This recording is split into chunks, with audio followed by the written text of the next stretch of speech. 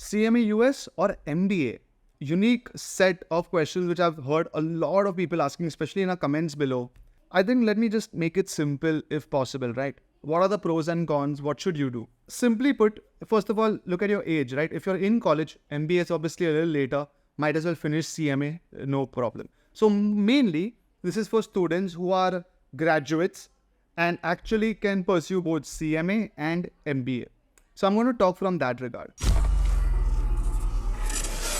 Well, first of all, CMA is a professional qualification. It is US based and there is no limit to it, which means all of us can appear for the exam and all of us can pass the exam and all of us can get opportunities in the market.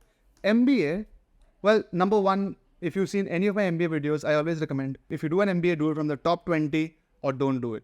Now, to get in the top 20, there is a limited supply, there are limited seats. So the competitiveness is very high.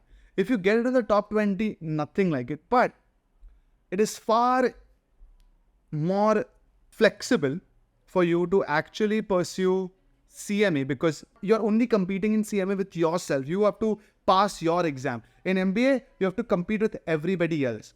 And if you're not in the top, you will not get into the top colleges. Well, that's difference number one when it comes to pursuit.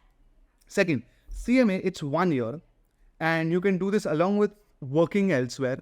Okay, again, if you're in college, it's a no-brainer. You do it with college. But if you are a graduate, you can also add not only a qualification, but also work experience. Whereas an MBA, for minimum 1 year, otherwise 2 years, you will have to go on the campus and actually invest time, which is also great, well invested if it's in the top 20 colleges, where you interact with other students, you network, and you have great faculties, but you are not gaining real world exposure.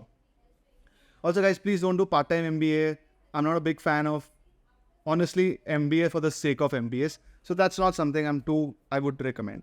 Anyways, this is when it comes to the actual studying part and the pros and cons of both. When it comes to the job, right?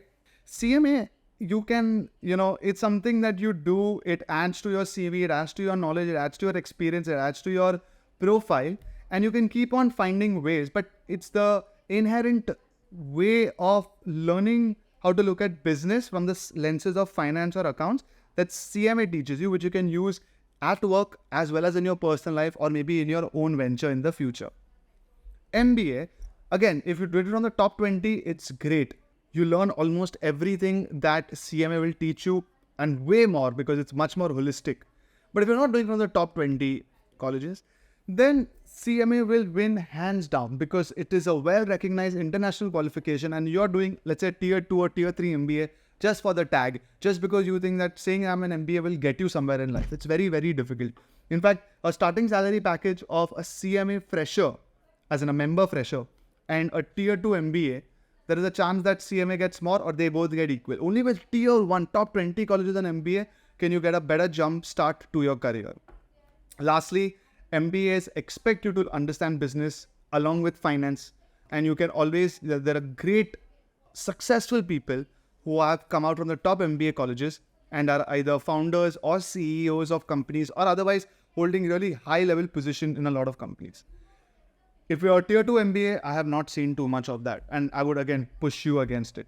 CMA, you can become, if you're really good, you can become a CFO, you can become a CEO, you can start your own venture, you can join any existing business. Again, the same kind of options open up, but in CMA, your pedigree, the fact that you have a CMA US will probably not match with an IIM, but will definitely beat the other kind of MBA or part-time MBAs that you do just to show on your CV.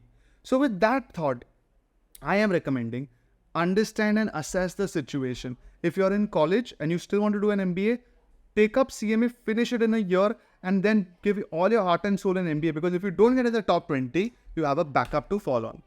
If you're a graduate, I will still recommend the same thing because you anyways have to spend 1 year minimum studying your CAT exam or GMAT trying to get into the top college.